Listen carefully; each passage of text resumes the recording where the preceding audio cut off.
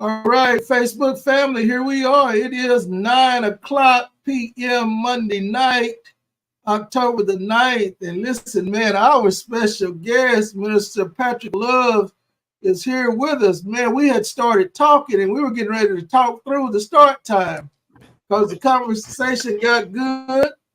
And so, but he is here tonight, and we are super, super excited that he was able to take out of his busy schedule to come and share his story and his testimony with us. Listen, I hope y'all had a great day.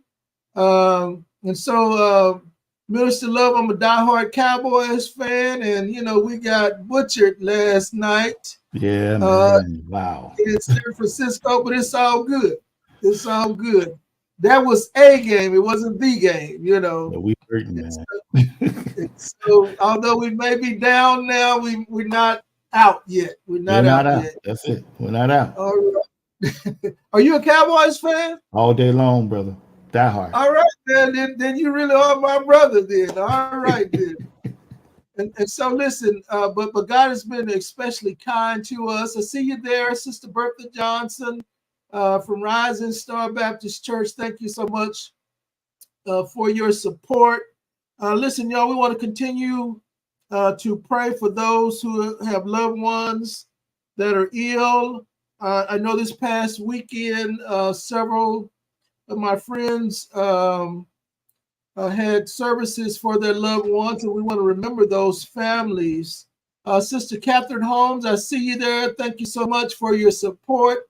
Catrice Reed, Loving Yourself Inside and Out Ministries, I see you there. Sister Naomi Hill, Minister Love, every choir needs at least 10 or 15 Naomi Hills in their choir. Sister Naomi Hill is one of my choir members, and man, she's just an incredible supporter, incredible spirit, and super faithful. There's my friend, Minister Love. Do you know a guy named Dr. Patrick Bradley? I do not. I may know him by face. Man, you need to know Dr. Patrick Bradley. He's a good friend of mine, well-known songwriter.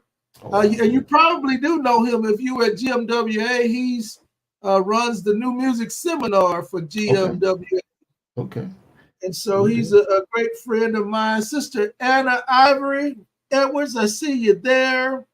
Brother Albert Joe Reed, Minister Love, have you ever gone to Killeen, Texas? I have not been to Killeen. All right. So if you ever go to Killeen, you've got to look up Albert Joe Reed. Incredible musician, incredible person. He's a big-time comedian. But he can play and direct and sing. And so thank you so much, Brother Albert Joe, for being with us tonight. But again, y'all, we have all the way from North Carolina, Charlotte, North Carolina. Is that right? That's me. Charlotte, North Carolina, born and raised. All right. Minister Patrick Love. And so we're excited. We're going to get into this interview because I have a bunch of questions to ask him.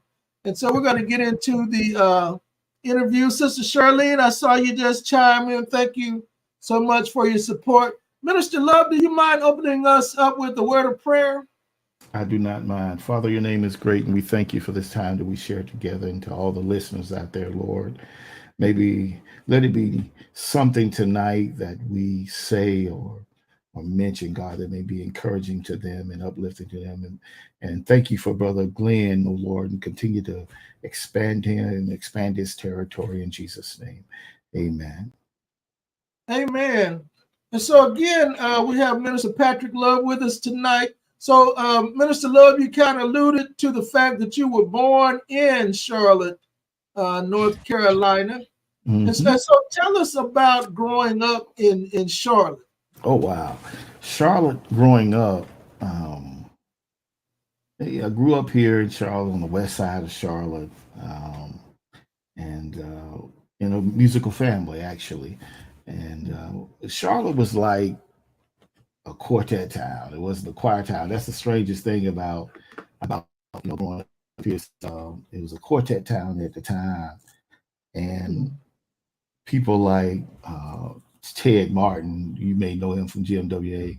He's the guy here for GMWA, and John P. Key.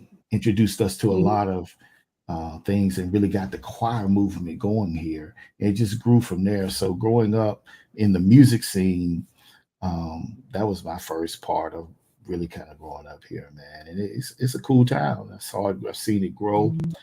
Um, it's much larger than it was when we when we were growing up, and much more advanced. It's a banking town. So that's it, man. It's Charlotte. It's a Charlotte. So you grew up on the west side of town, and so what was Yeah. going on the west side of town? Well, the west side of town, um, on where I was mostly industrial type things that were going on this side. You had your bakeries, you had your chemical companies, mom and pop stores were here. Car shops here, car shops there, and it's still kind of like that um, around here. And growing up, for what you see now in Charlotte, it was none of that growing up. You may see a lot of the housing developments on our south side and our uptown. We didn't really even have skyscrapers. We might have one skyscraper. And other than that, we didn't have maybe two. I think we had two. We had Mhm. I forgot which building that was, but now it's become a metropolitan city. We were a little country town back then, but now we're Mhm. becoming a metropolitan city. And True. it's too it's good and it's bad because some people that grew up here, we kind of want things to kind of stay kind of quiet Mhm. and Right, slow, right, but it's right. speeding up real fast, man. So I'm enjoying it. I'm enjoying Well, and so you grew up in Charlotte. So who tell us about your years in school. Tell us about elementary, middle school, and high school. it. I guess I wasn't quite a knucklehead. I was a nerd sometimes and a knucklehead some other times. So I grew up here in a West Side school called Thomasboro, and Mm-hmm. they moved us out to the country. Busing us out to the country to a school called Lone Creek, where I Mm-hmm. kind of started a musical journey there in regards to band, being in the band, and you know, just doing what kids do. I played football, I played Okay. baseball, I played everything but basketball. It was something about that basketball hitting my fingers that I couldn't get over at that time. Guess the Lord knew what was in store for me. And that's what happened, man. I started playing when I was 11, fifth grade, sixth grade. I was actually playing saxophone at the time, and it just kind of grew into piano, and it went from there. So how did you go from saxophone to piano? I had so many great musicians around me. I don't know if you ever heard of a guy named Roy Anderson, Danny K. Mm-hmm. Martin, guy by the name of James. I forgot his last name, but um, I had John P. Key here. I had a young man by the name of Trent Dunstan here that was really he was starting to play. And actually, it was a prophecy to my mom. Um, God said, somebody's in your family. She had been praying that somebody in our family played piano. And the guy prophesied to her, and everybody took piano lessons but me. Everybody was trying to play piano. One day, Mm-hmm. I just sat at my grandma's piano down in Laurinburg, North Carolina, in the eastern part of North Carolina, and just started playing chords. And one thing just led to another. So that anointing just kind of just rested on me. And from there, I took some lessons. From there, and just grew from there. Didn't see Mm-hmm. what was coming. It had always been my desire to be where I am now, but I didn't see it coming back then. So Mm-hmm. just fortunate So and blessed so when you to were have that. in high school, did you have were you in choir or did you have a gospel choir or any of that? Well, I sang in the choir at my church, St. Luke Baptist Church here. Didn't play in that choir for that choir. I played for our youth choir at the time a little bit. And in high school, by the time I got to high school, I'd had my first minister of music job outside my church. Mm, okay. Um, what we would call a minister of music Mm, mm, back then. And from there, I got a real one where I had to run a department. So I grew up in that particular church in regards to my first taste, New St. John Baptist Church here in the city. My Mm-hmm. first taste of really working with people who were not my age, who were much older than me, old enough to be my mom and dad. And Mm-hmm. it kind of grew me up to and then right before I graduated, I believe, or right when I graduated, that's when I became a part of Salem Church, what you guys know the L. Giant Mass Choir from. So Mm-hmm. that led me into that. And I went to college. I didn't go to college for music at all. I went and I Okay. took classes for music, like music theory, Mm-hmm. and some other classes, but piano, jazz piano. But I actually went to school for accounting, Mm-hmm. Accounting. believe it or Okay. not. Yeah, so So you said you were at the Salem church? yeah, I was at Salem Baptist Churches, and right now it's called Salem. Um, it's called Salem something. I think it's called the Connecting Place at Salem. Um, Okay. but that's where the L. General Mass Choir came out of. And that choir is named after the former pastor there, Bishop Anthony Elgin, right, where you get the AL from. So Okay. yeah, yeah, that's where I came from. And And that's so why I those were spent your many years. Yeah. okay. Okay. Wow. Wow. Wow. And so you went to college for accounting. Where did you attend college? Well, actually, I went to a community college here. I didn't Mm-hmm. want to go off to college because I was already in my music career. Right. And the Right. college here, now I got offers, but I just didn't go. You know what I'm saying? So I Right. spent time here at the community college, um, taking accounting, and Mm-hmm. then music took off. I came out of that, went to a vocational school, and it was the same thing. And I went there and finished up my education in regards to accounting software. Right. But to Right. be honest with you, I've never worked in none of that field, any of that field. So it's just been Right. music, music, music. I also spent some time, working with the school system from time to time. But other than that, it's been music, man, all day, all night. I've been fortunate. Been It's fortunate funny enough. you mentioned that. I think I'm a career counselor. That's what I do Mm, Monday through Friday. I talk to students about going to college, career, or military readiness. right. And so often people dismiss the 2-year college when it is probably one of the biggest avenues of success you can have. That's right. So often people graduate and they ship their kids off all across the country to the 4-year university. They spend a fortune That's right. at these colleges, and the kids come back and say, "Oh, I got a degree." You got a degree in what? And what can you do? And Yeah, so it's funny you said that. Uh, but often people don't work in the field where they're actually degreed or trained. that's correct. But Hmm. music ministry is a special calling.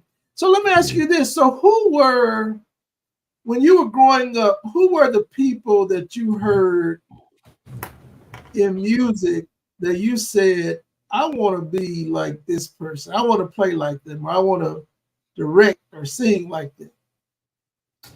It was certain stages. I think John P. Key was the main one growing up Mm-hmm. from about what 12 to about 16, 17.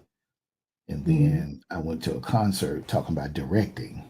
And Tyrone Block, he opened up Mm-hmm. with Jesus Rose. And when he turned around and did that little thing, he just, man, there's that thing. But I was like, wow, that's who I'm going to direct. Like, I think I was about 16 or 17 then. I can't remember. But man, that guy was just like off the chain to me. But then, I was introduced to Donald Lawrence here in the city. We were here in the city. And just to see how he went about production. And then I was introduced to Kevin Bond to see how he went about playing in production. So many people were instrumental in that turn. The songwriting was, Whitfield. It was. I think I took something from everybody, from Smallwood, from even mhm, Cleveland's movement, James Cleveland's movement. Just take stuff from there. I had so much in me, along with mhm, Marvin Winans and all those guys when they came out with the Winans. So much influence was back then that I just mhm, grabbed whatever I could grab, man. I tell you. mhm, So, um, and the Lord just like rested on me, man. And this stuff got coming out. So mhm, I mhm, was fortunate, I was fortunate to be around those, especially John. I would say John, yeah, was that bigger influence to kickstart me, mhm. jumpstart me. So, yeah, man. Wow. So I had an opportunity. I met John P. Key back in the 80s. He came to Fort Worth and he Hmm. came to do a concert. And back then, I think he was working with PTL. Very Okay. personable, he shared how PTL kind of got him his name out there. Because I think he had been doing some things already, Hmm. but he started working with the PTL club. Man, that just really elevated him. Yeah. Okay. Never forget the experience. He was a great guy, very, very inspirational. Um, we stood outside, me and several others, because even back in the 80s, John's name was out there. It was and out there. and so Yep. he had come to Houston, and you remember the Galilee, Jesus is mine, Yes, sir. The blue record, called the blue record. the blue record. Yeah, he had the blue label on it. I remember that. Yeah. Right, right, right, right. And so everybody was bumping Jesus is mine. Hmm. I think Jesus is Real had come out around that time too. I can't remember. I Yeah, know he but was John singing it was back then. I didn't know if he. I don't know if he had recorded back then, but I know he was singing it. okay, okay. Yeah. And, Yeah. and so you got to hear some of his early music before everyone else, huh? Yeah. I got to hear things that you guys have never heard. Oh I wow, wow, mean, wow. and it's rich stuff. I mean, like, woo. Don't even know why he hasn't re-recorded it, but man, Right, this right. guy's a writer. Hmm. So I know you mentioned some of your musical influences, but sometimes there were people in our lives, they weren't necessarily in music, and there may have been a family member. Who was it that really inspired you, maybe like from a child up to to minister, to excel in life? I think my whole family was pushing me. Um, when my mom and dad made sure they invested in some areas that I needed to be in musically. Even to the point where I thought they were taking stuff away from me, they were actually giving me something at the same time. Mm-hmm. Um, and I think that because I thought I was going to be a football player, I'm just going to tell you that now. I had planned on playing for the Dallas Cowboys. Oh That was look, my well, dream. That hey, was my look, we need dream. you right now. But Can you man, throw? somebody needs to throw. But yeah, man. So that's I think my parents and my fam was more of the influence because they were always pushing. I do know, like I said, there were so many people who every once in a while they sat down and made me play. Mm, Um, James Davis is his name. mm, Elder James Davis. I remember he would make me play. That was the same guy who prophesied. mm. Um, he would make me play right beside him, and I couldn't Mm. play. I remember sometime I'd be trying to play, and my mom would send somebody to get me off the organ. Get Uh, him off that organ, please. Slide over. oh, They would slide me over.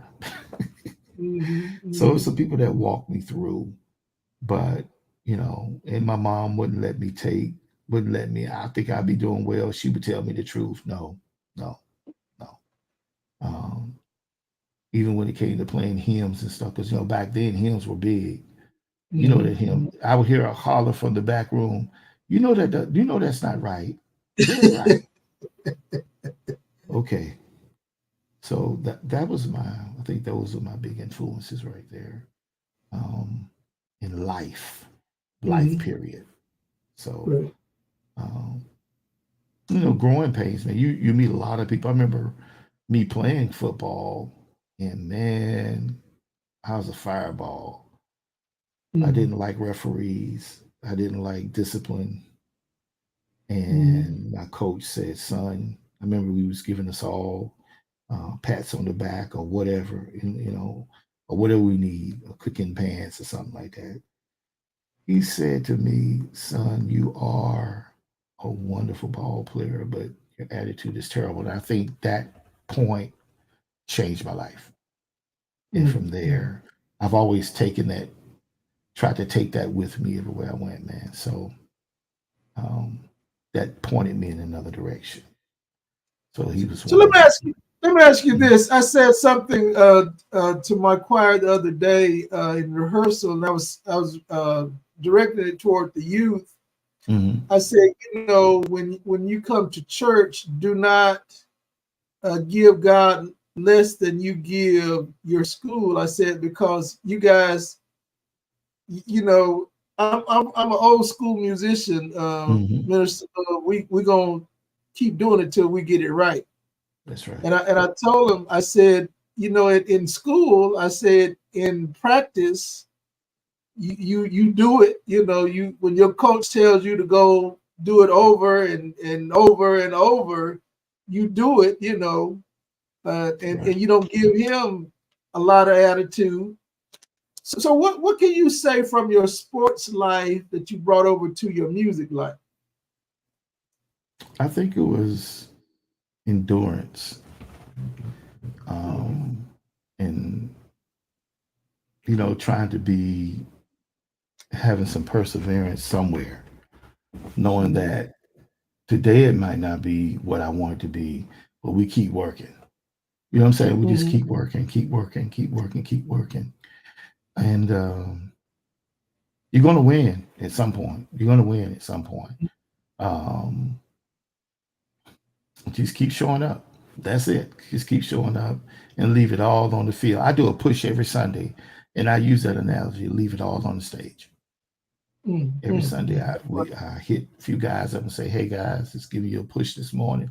Leave it all on the stage, just like you would in football. Leave it all on the court. In football, you leave it all on the field. In basketball, you leave it all on the court. So Well, that's my thing.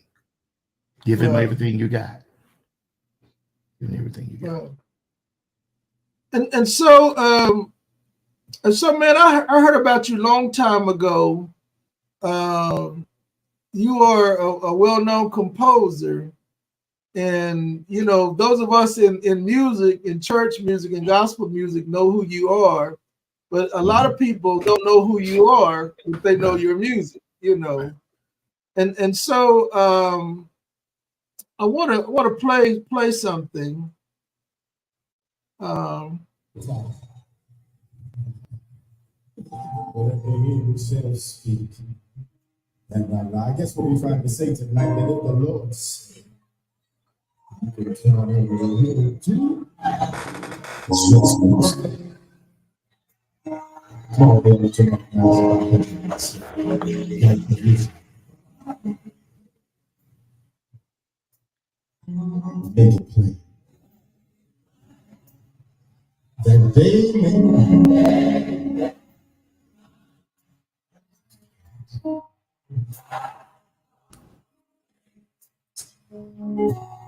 Those of which on the floor, it's just and for if yours, you can count and he'll do what's any witnesses tonight?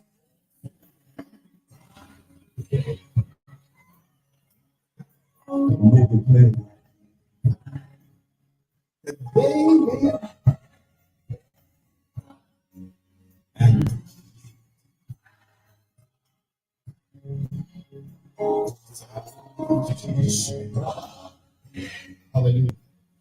It's only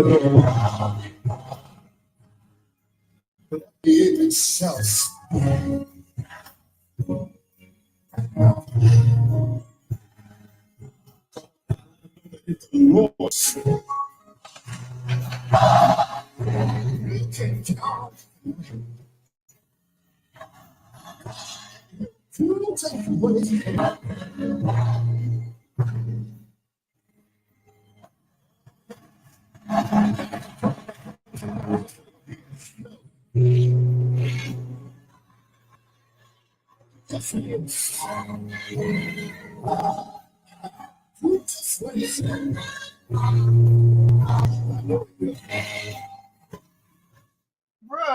Bruh. Man, that line, woo! It is so, man. It take me out Wow. every. Man, tell us the story behind Write the Vision. It was 25 years before its time. Wow. Well, Right Division came from a theme we had at our church called Vision 2000. It was written in 1992, believe it or not. Whoa! Yeah, it was right after we had recorded the Wait on the Lord project, and we couldn't get it on the record because the record had already been to print. So I wrote the first part. Me and a young lady just sit down and she helped me dissect that Habakkuk story right there, this passage. And we wrote it, and we didn't have the vamp. We did not have It Is So. I said, well, I'm going to start it tonight. I went and I started it, and right in rehearsal, it just came to me. It is so. Boom, and there it was, right there. Wow. Yeah. And that was the Well, song. man, the hand of God, I mean, just working. Man, we did that song last Sunday on the first Sunday, man. It every time it works. Look, you can pull it out at any time and it'll work. As a matter of fact, our pastor preached from Habakkuk that Sunday. And I didn't know he was preaching from Habakkuk. Oh wow, okay, that's how God works, man. Yeah. But man, it's very powerful song. As a matter of fact, so when I first heard that song, I was playing at Grace Temple Seventh-day Adventist Church in Fort Worth. Wow. And I think now either Kirk Franklin taught this song or his manager, Gerald Wright. I don't know which one of them taught it. Okay. But it was talking. I think Kirk may have actually taught this song. And this was way back in 90. I forgot what it was, but that was one of our songs, man. Even today when I go and visit Grace, man, they'll pull it out and it's fresh,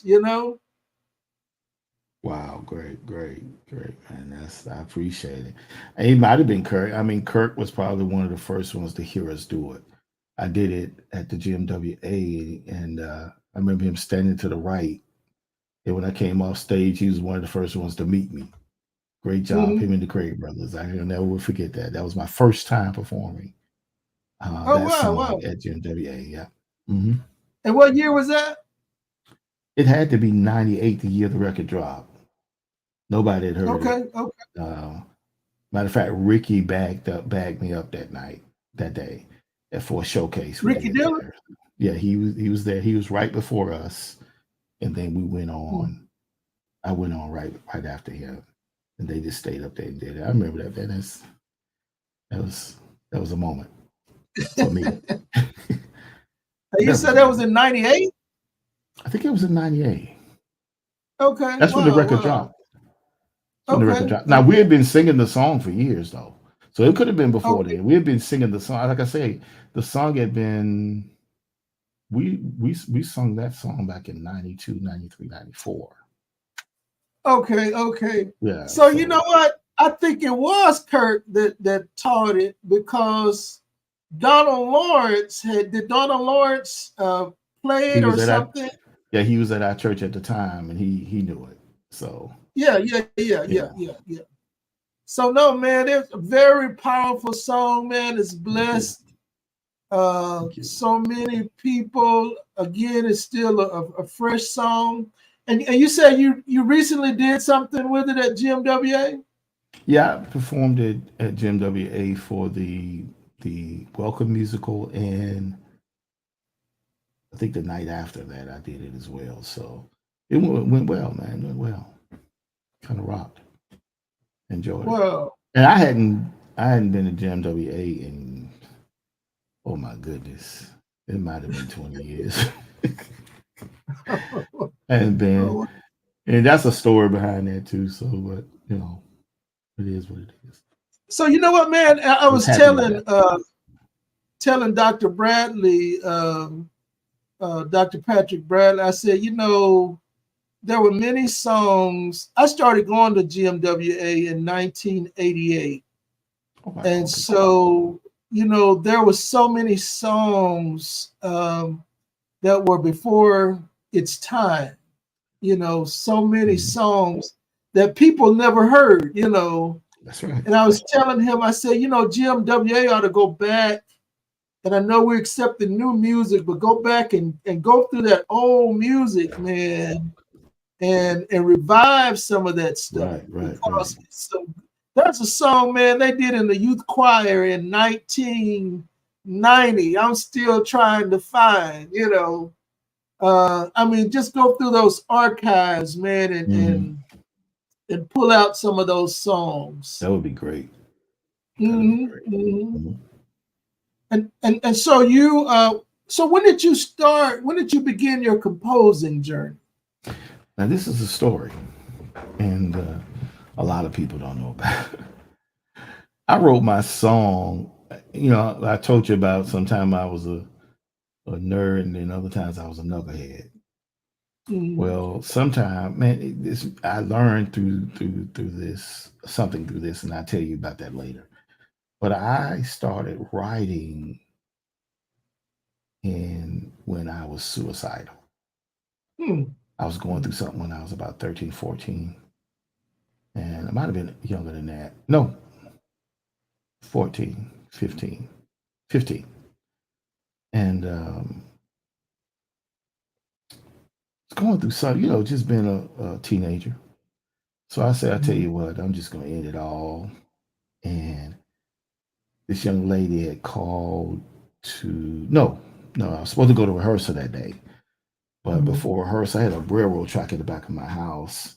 And I was on allergy meds, all kinds. So I took all those allergy meds and some other stuff and put them in my hand and put them in my pocket. It was cold, it was freezing cold. Put my coat on, and I was going to tell my mom I'm going to the store. I just walked to the store, and I was going to take all those pills and be over. Well, And I decided to sit at the piano. hmm. Well. And I opened up the hymn book and began to arrange one of the hymns.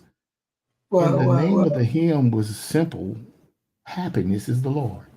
That simple hymn Well. like that. And I just started arranging it. And then I realized it was speaking to me.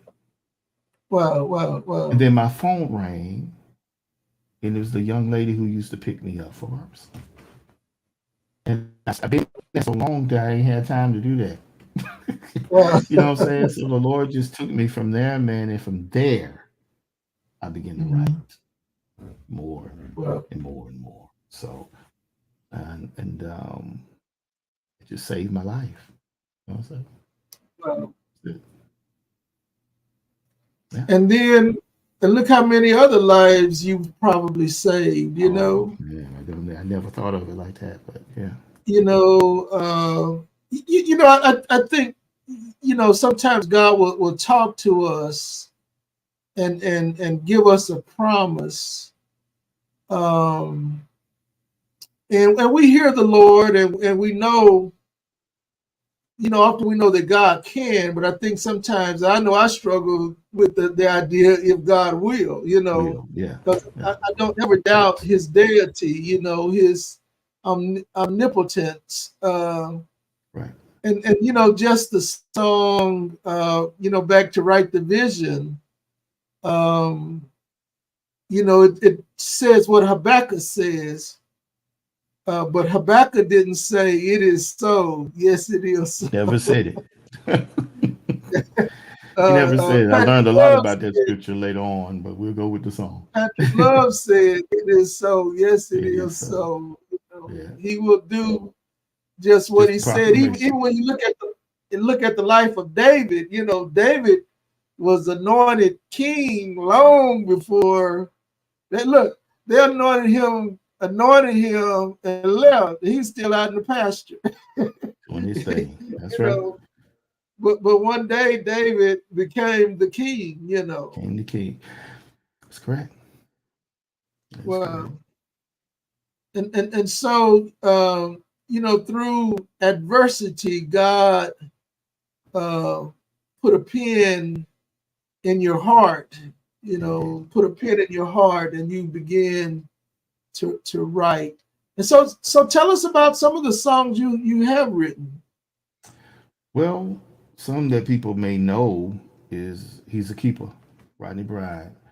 Did that arrange? Ah, Yeah, yeah. Rodney really, Bride. really. Right, He's a right. keeper. That's Yes, actually people don't know he that is. set Vision up actually, because they released the same year, but Rodney had killed GMWA that right before I got there, and then I got there. I can't remember. Were we in Cincinnati that year? I was in Cincinnati that year. I can't remember. Um, and then I got there and was able to kind of bounce on top of that particular song. But He's a Keeper. Best Thing for Donald Lawrence. Which one? Best thing. They call it the best thing. That's on tricity4.com and on G3, Gospel Okay, Today okay. 3. What else have I written? I've written Changes on the Way for Juanita Bynum. Okay, Uh, okay. did an arrangement uh, of None But the Righteous with Ricky Dillard. That was just an arrangement. They write that one. Oh yeah, yeah, Um, yeah, yeah. so I did something else for Mark Hubbard. I've done some stuff for Larry Trotter and some things that he's done. But those are the folk I've written for, man. I've had the opportunity to write for a lot of people. I just haven't. Well, But I've been fortunate to do those people, So it's good. Good thing. wow. See, man, I didn't know you wrote "He's a Keeper." I mean, Oh yeah. look, you holding all that history, man, holding all that history. I did that. I did two on his record. I did that one in Great Things, a song called Great Things on his record as well. Now, how does that one Um, go? the Lord keeps right on doing great things for me. They redid it from the record we did first, the Wait on the Lord record. Yeah, Yeah, yeah, yeah. yeah. So he rocked it, man. So Wow, those are wow. those are the songs I may have some more out there I forgot about. Wow. Forgot about those. Yeah. And so, man, the Lord preserved you, man, and again, man, you are one of the greatest writers of all Oh time. man. Oh man. Thank you. Thank you. I don't look at it that way, but thank you so much.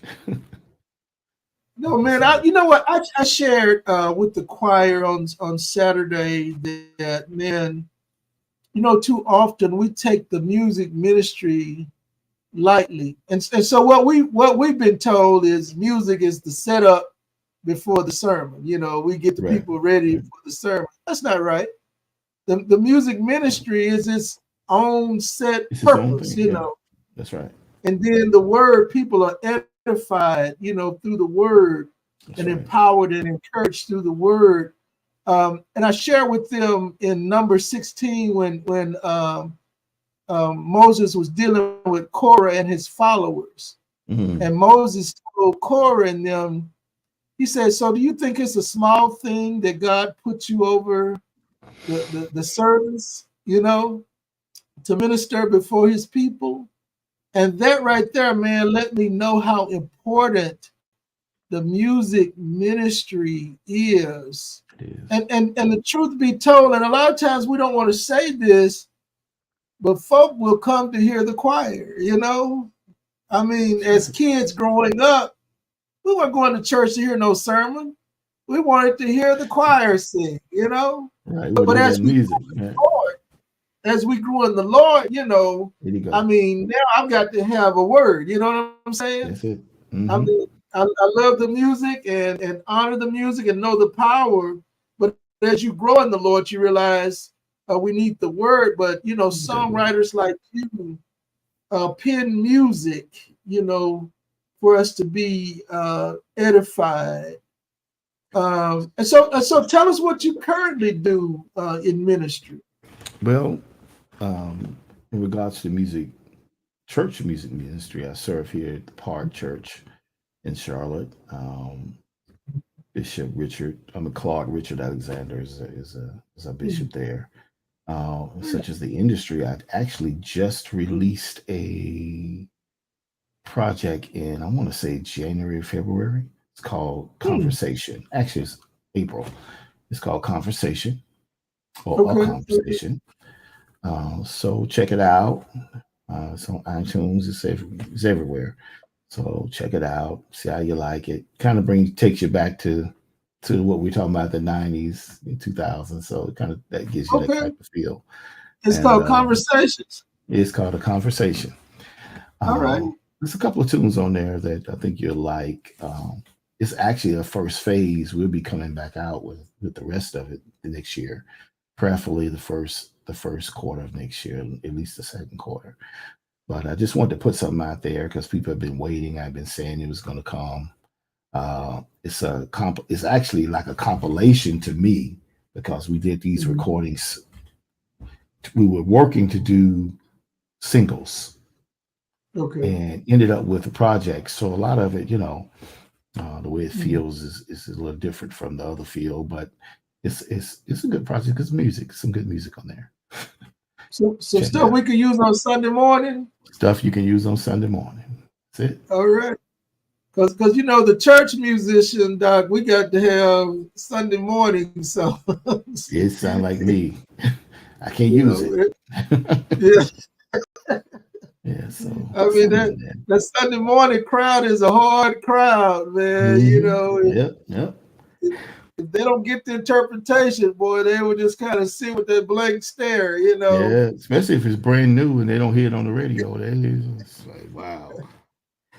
Well, so speaking of that, do y'all have a gospel radio in Charlotte? Yeah, we got 100.9 here, Praise 100.9 here. It's actually I want to say I don't know if it's still a Radio 1 radio station, but yes, we do have radio here. We also have another presentation of gospel music on Sunday morning from our station here at Power 98. I believe it's still on there. And that's it. That's it. Our mom and pops were bought out. And that's it. All we have is those stations. Yeah, so that's what happened to us in the Dallas-Fort Worth area. You know, we don't really have consistent gospel. They play some gospel music on Sunday mornings. And, you know, as rich as gospel music is now and the sound, you know, as fine-tuned as it is, you know, if you don't get it on Sunday morning on the FM station, you're not going to get it. But now let me ask you this: now, is your church a full gospel Baptist church? No, it's straight Baptist church, all day. Okay. Yeah, it's all day. Not the full gospel at all. So straight up missionary Baptist. Now, if I can piggyback on your radio situation, a lot of people are going over to the internet radio stations, especially as indies. We kind of go over there, and it's got some great stations out there. You should check them out. As a matter of fact, I think I saw him on here earlier. I don't know if he's still on. Fred Willis, brother Fred Willis. Okay. One of the great musicians here. He is with one of the Soul Prosper radio Okay, cool. And so um, he has a great ministry on. If you're still on with us, Fred, say hello to Minister Patrick Love. Um, and so you've been in music ministry for how many years now? Ooh, since I'm just 29, let me see. Almost 40 years. Okay. Almost 40 years. If not 40. At least right there. I'm right at 40 now. Industry, um, about 30, about 30 years industry. And I left the industry for a long time. I just got back. And that's another Okay. story. And So I so how really did how did you went back. how did you get in the music industry? Well, at that time, the church we were at, Salem, Donald Lawrence was there, Mhm. and a whole bunch of other folk who were there. Um, and it was a desire that our pastor at the time, Elgin Wright, Bishop Elgin Wright, wanted to do a recording. So at the time, we weren't thinking national. We just wanted to do a recording. So I had a list of songs that I could do. We got ready for the recording, did the recording. We had an opportunity to sign with two labels. Mhm. We chose Crystal Rose at the time. Um, Mhm. and that's how I started. And I still was behind the scenes on that first record, but the company wanted to do something different on the second one, so that put me out front. And Okay. God has a strange way, man, because I'm a man of few words, and being out front just was I could stay behind the keyboard all day and it was fine. But Mhm. God saw something different, and I had to do some quick praying so He can give me what I needed to do the Mhm. do the artist thing, man. And it just one thing just led to another. So now, were you the minister of music at the church, or was Donald Lawrence the minister of music? Donald Lawrence was just a member. A young man by the name of Richard Odom was the minister of music. I was his assistant at the time. So Richard, if you listen to "I Can Depend on God," that's Richard Odom. It's Hmm. Richard Odom. Richard also did a lot of the vocal training for that particular record as well, for both Okay. actually. So yeah, And so Donald Lawrence was just a member there. he was just a member. Okay. Okay.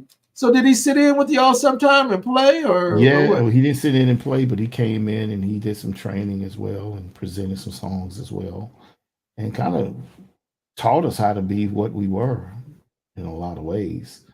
He was a very big influence, changed the game here in the city. We Mhm. appreciate him. Appreciate Yeah. him. Wow. And so y'all did. What was the name of the second recording? The first one was "Wait on the Lord." The second one was "Vision." Actually, was "Vision." Okay. Yeah. Good. Well, so let me ask you this, and I don't think I've ever asked any of the in any of the interviews that I've ever asked.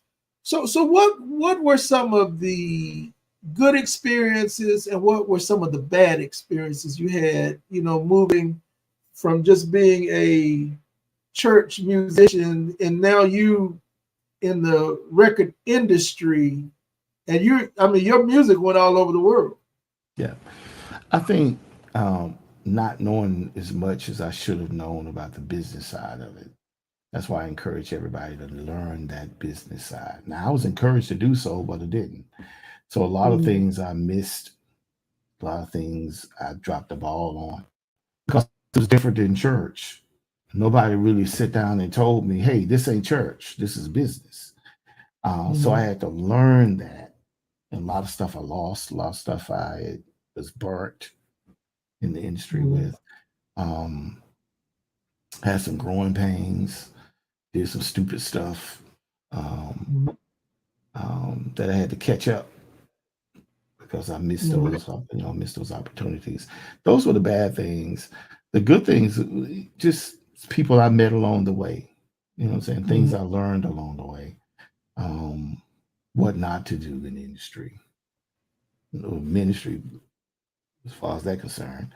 Um,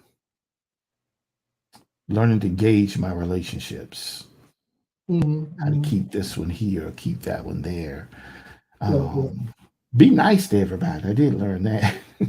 Be Right, nice to right. everybody. I was always a nice guy.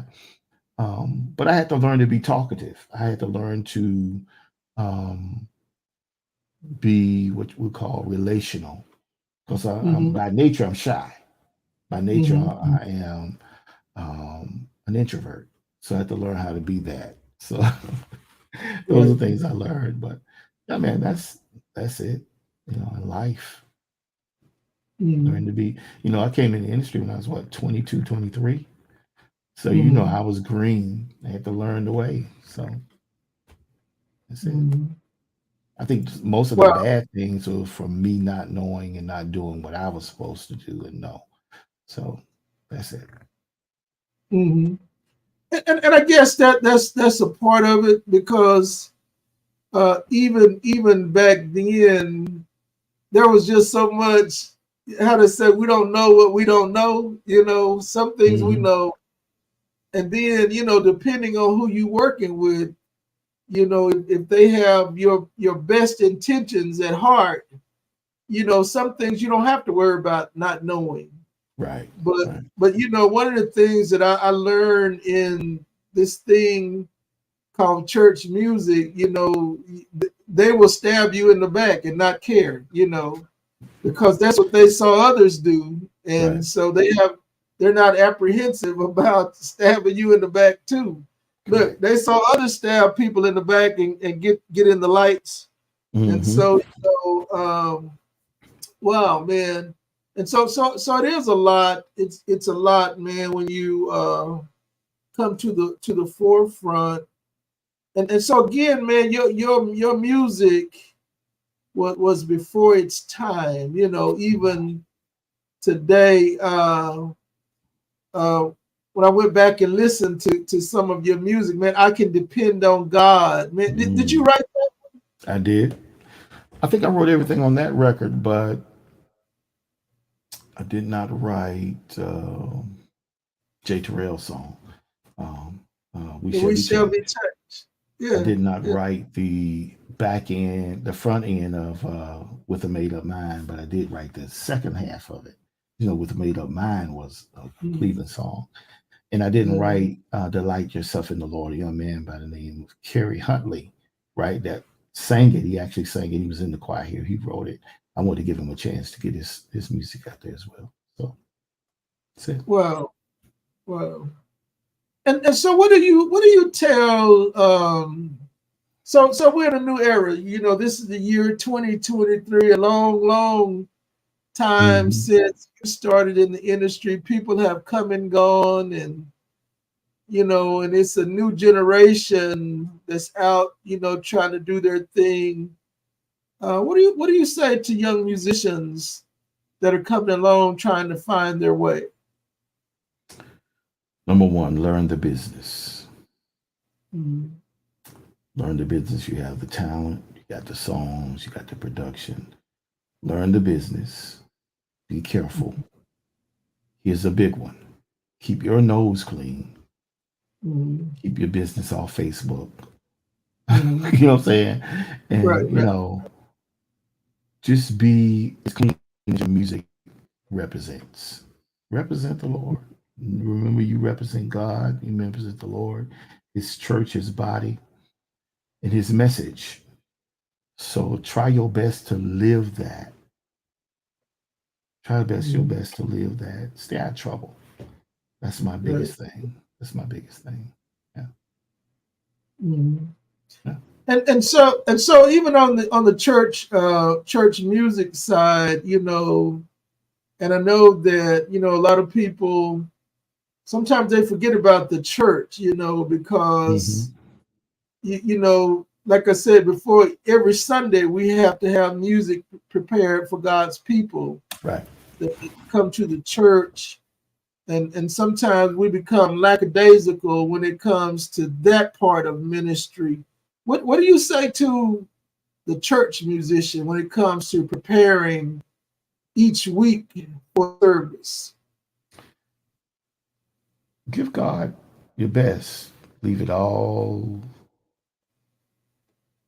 on the stage. I say it every Mm, morning. Leave it all on the stage. Um, remember again, you represent him, you're giving him back what he's giving you. So you don't want to present him. I mean, the Bible talks about how he didn't want a spotted lamb, he didn't want a sick lamb. You know what I'm saying? So God don't want that out of you. You don't want a spotted praise. You don't want a lame praise. Always give him your best. Study your craft. Commit to the church, to God, his church, his people, and his cause. That's that's what I'm saying. That's what I live by. Um, that's it. Prep, prep, prep. And remember, man, I learned this more in COVID than anything in the world. There's people out there that's depending on you to get them through the week, to get them through that moment, man. You know what I'm saying? Right. Right. So it Right. just ain't something we do. It's just something. I remember somebody saying, "Man, they was in the same predicament I was in one day. If it hadn't been for that music that morning, they don't know if they would have made it." Right. So Right. you have Right. to remember that we have a charge to keep, man, a God to glorify. So we have to make sure that we find ourselves doing that. Right. I don't care where we Right. look. You could be playing secular music. There's something about you that's going to be different because of what's in you, what God has laid on you. And even in that, give everything you got, man. I mean, it's a God-given talent. Don't give him no less than what he gave you. That's my thing. I could go deeper, but I won't. And so you do church workshops? I do. I do workshops. I do consulting if you need it. Um, I do a lot. Do it all. I don't do as much as I used to. People kind of backed off of it, but I will. I do what I can. Mhm. Are Still you doing. expensive?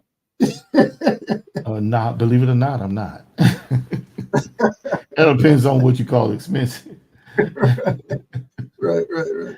No. No, man. But no, man. Your ministry again has blessed so many over the years. A lot of Thank people you. Thank you. knew your music, probably didn't know you. When I reached out to you about coming, man, you so graciously agreed to Oh, come, honored, man. and and Thank you.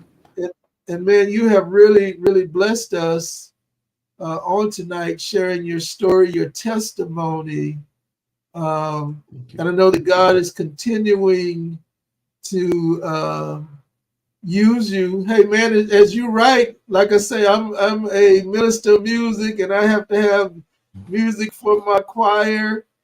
Share some of your music. Right.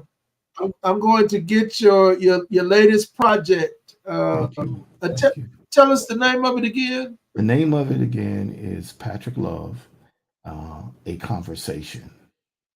A A conversation. conversation. Yeah. Yeah. And I hope something on there I'm going to just, type it just in. yeah. So that's what's up. Um,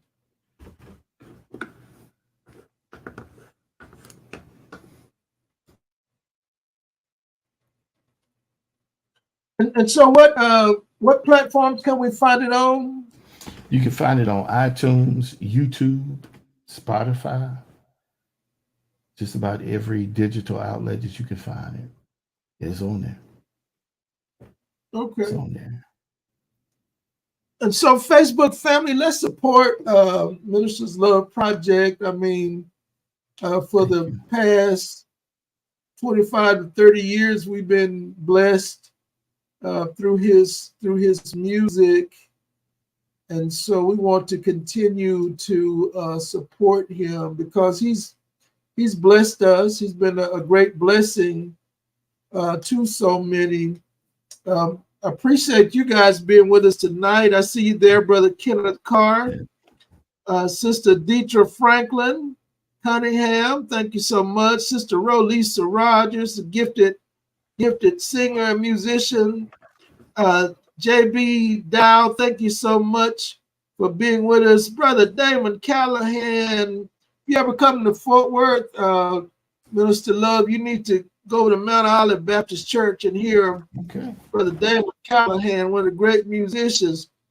Pastor Dr. William, Reverend Dr. William McKinley Jackson, another great pastor and musician, very gifted pastor and musician. Brother Tim Pacheco, thank you. We call him Tim Blackbird in school. My classmate, Sister Jacqueline Foster Kelton. Jackie, I hope your husband is doing better.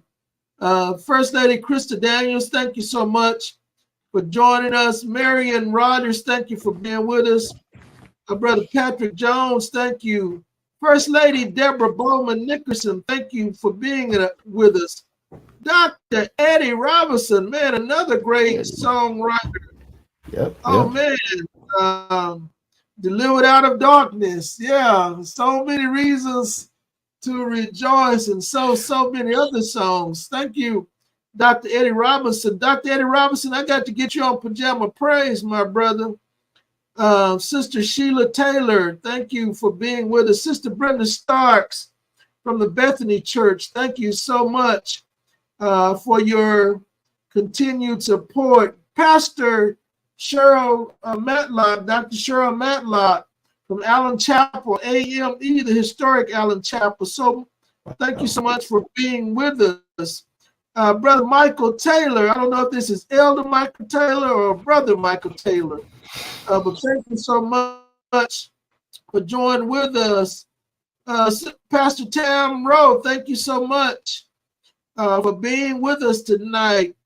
Sister Joycia Johnson, thank you so much for being with us. Brother Fred Willis, or Minister Fred Willis, thank you so much for being with us tonight. Sister Charlene Hamilton, I see you there.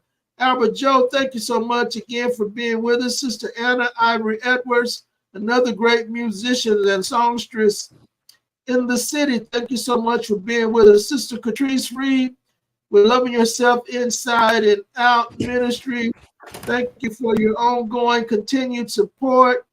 Dr. Patrick Bradley, thank you so much for your continued support.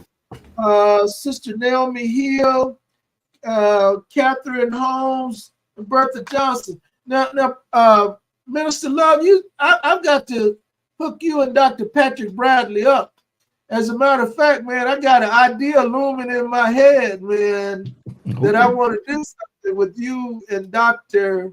Patrick Bradley and one other person, man, and I'm going to talk to you about it, man, because you guys have been doing this for a long time in music ministry, and I think you guys have a different perspective. As a matter of fact, I know you do.